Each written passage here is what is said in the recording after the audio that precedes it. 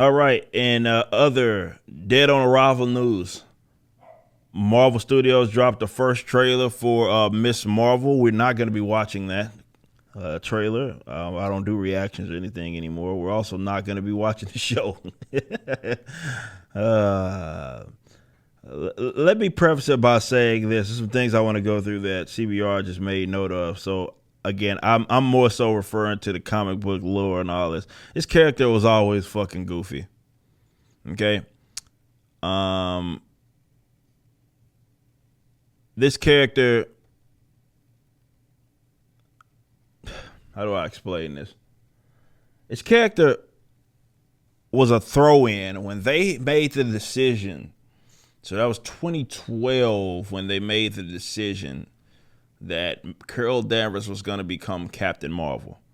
One of the most stupid fucking decisions that had ever been made. Complete and utter destruction of this character. And I ain't acting like she was like the head honcho as Miss Marvel or anything, but she could hold her own and she was far more tolerable. And then she just became a straight up unlikable heifer when she becomes Captain Marvel. And, you know, you can really see the political and social shit really become more heavy fisted. Then you had the Kelly Sue DeConnick's of the world that kind of spearheaded that shit. And then you had Kelly Thompson after the fact. And it was just all around terrible. But when they turned her into Captain Marvel, the Miss Marvel branding was now up for grabs.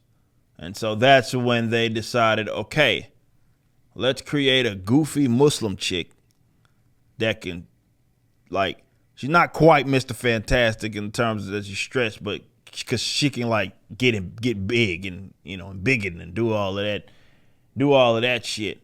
And yeah, so she's goofy as fuck. Nobody was generally interested in this character.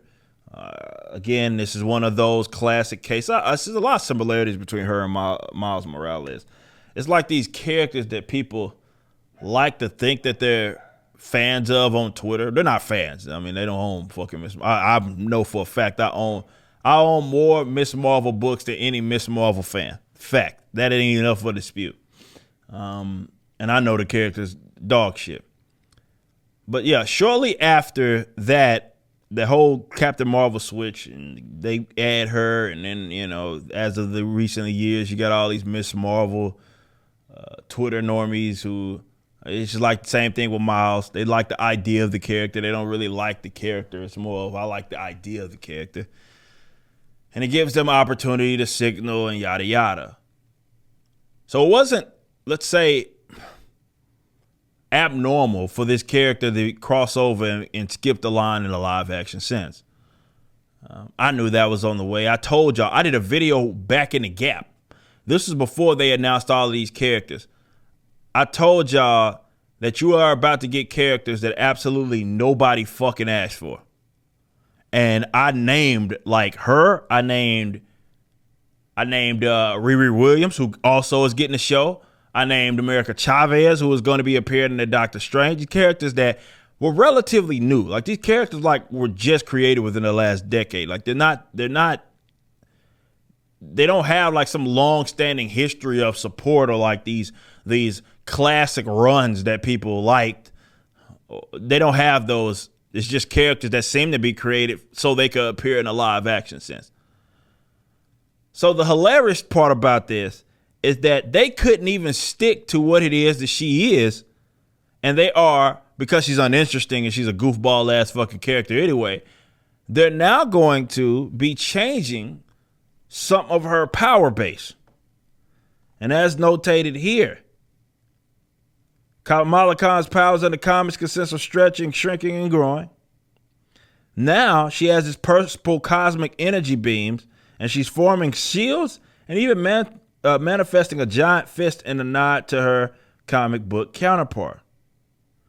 So, as you can see, again, we're not going to press play on this, but as you can see even here, her powers are like not even what it is that she is. So she's got a buff, and now she's fucking got like cosmic like powers now, which seems more Captain Marvel related And I ain't talking about Carol. I'm talking about like, cosmically aware OG Marvel type shit. Now, I don't know if this is something that's going to end up changing where now, I don't know if she comes in and now she has their gauntlets. I don't know.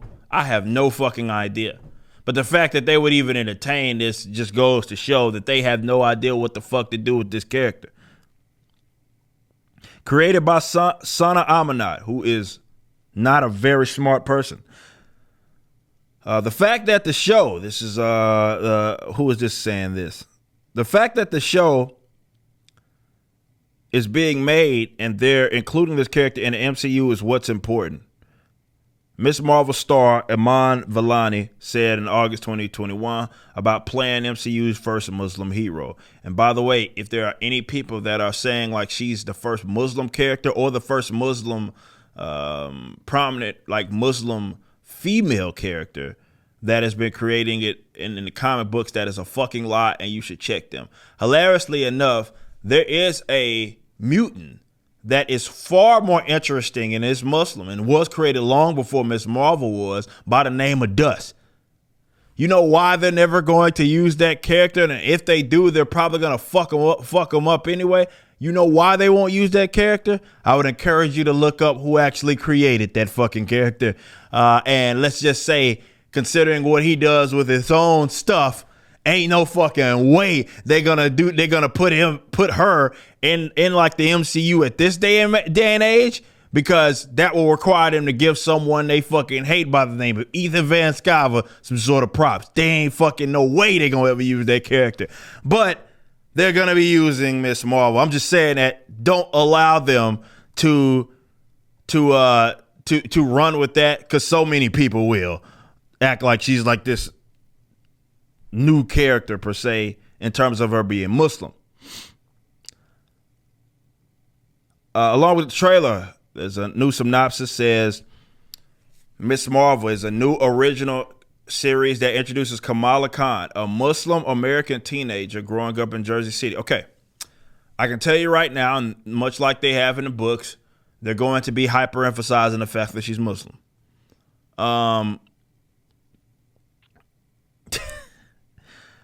They lead with that, right? They're leading where they're telling you Muslim American teenager, which is weird because they're not saying like she's Arab or something like that. There's more of she's Muslim American. It'd be like saying Christian American, which would sound weird. An avid gamer and a voracious, I'll get to that dono in a minute, fan fiction scribe. Kamala is a superhero mega fan with an oversized imagination, particularly when it comes to Captain Marvel. She is, of course, obsessed with Carol Danvers, yet Kamala feels like she doesn't fit in school, and that is until she gets superpowers like the hero she's always looked up to. So they're not even sticking with, this is a source, there's nothing related to the source material, and to be fair, like the MCU has nothing to do with source material anyway. Now, I would always say that the character was always goofy, but the character was never interesting. I give you that. But all the MCU is, and this is why it's like hack shit and why it's boring as fuck to me and now, and why I just want to make fun of it and when they do stupid stuff. But instead of focusing on like creating a character that is interesting, using a character and their source material, and you have this like Arab, well, she's not, I guess she'd be Pakistani or whatever, and having that character be just interesting on their own, and then maybe bringing them into the universe is one thing based upon the work that you did through the trial run throughout the books. But that's not what it is they do. Instead, they say, all right, we're going to take a character and we're just going to make them that character in name and name only. That's it.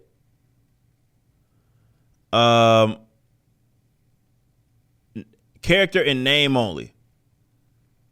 And it's like, why would anybody that isn't a normie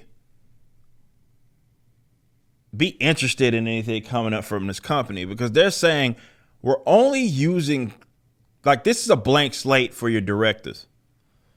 This is a blank slate for your producers, a blank slate for your actors and actresses who are going to have their input, and they're just going to do whatever the fuck they want.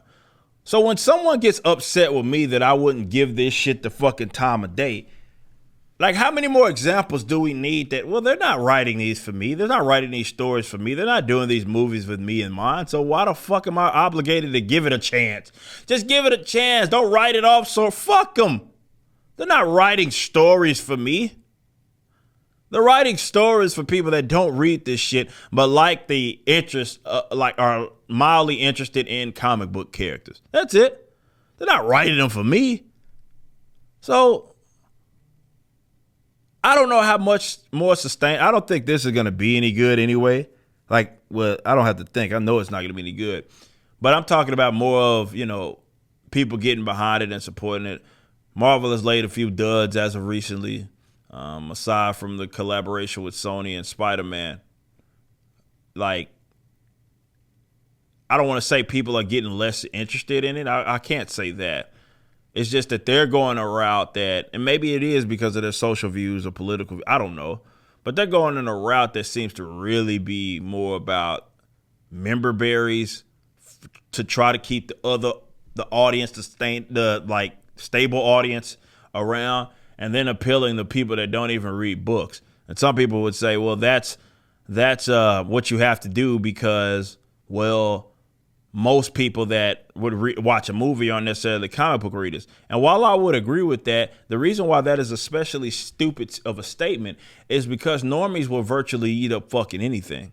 So why on earth would you need to steer so away from the source material to where the character is virtually unrecognizable for the sake of appealing to an audience that doesn't even own a fucking book in the first place? That's always a terrible shit non-argument that people use to just try to justify these needless changes. But again, normies eat up everything. So if they went just right by the books, whether they're going to be receptive to it or deny it, it's going to be the same because they eat up whatever because they're not knowledgeable on it. You can have a one-by-one adaptation, which I don't think anybody's asking for, but you could have a one-by-one adaptation to get the same result. This show is dead on a fucking arrival. Y'all know that, right? Y'all don't need me to tell you that. You just listened to a clip from my podcast, For Canon's Sake, which is live throughout the week at 12 p.m. Central on youtube.com/YoungRipper59 and odyssey.com/@YoungRipper59. Be sure to check out my website, ericdjuly.com, so you can stay up to date with everything it is that I'm doing. You can also become a member and get access to a bunch of cool perks and exclusive content, which includes a social media hub where you can interact with myself and other members. It even has an app that you can get, which is now live in the Google and Apple stores.